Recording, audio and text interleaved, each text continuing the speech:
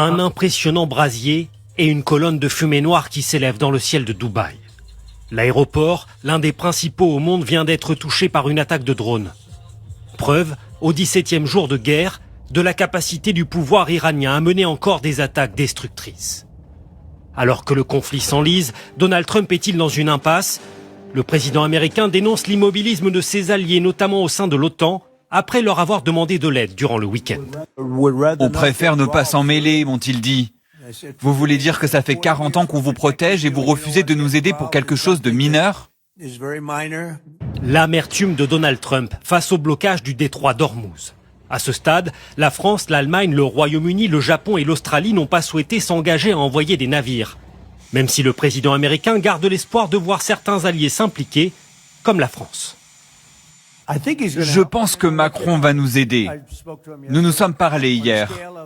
Sur une échelle de 0 à 10, il est à 8. Ce n'est pas parfait, mais c'est la France. Donald Trump espère aussi convaincre le Royaume-Uni qui pose ses conditions. La moindre des choses, si nous envoyons nos forces vers le danger, c'est de prendre cette décision dans un cadre légal et avec un plan bien pensé. Donald Trump veut pourtant aller vite car l'opinion publique américaine se tend. En Pennsylvanie, ce transporteur routier nous explique que l'augmentation du prix de l'essence coûte très cher à sa société. Facilement $1 d'augmentation par gallon la première semaine et 20 centimes de plus la deuxième.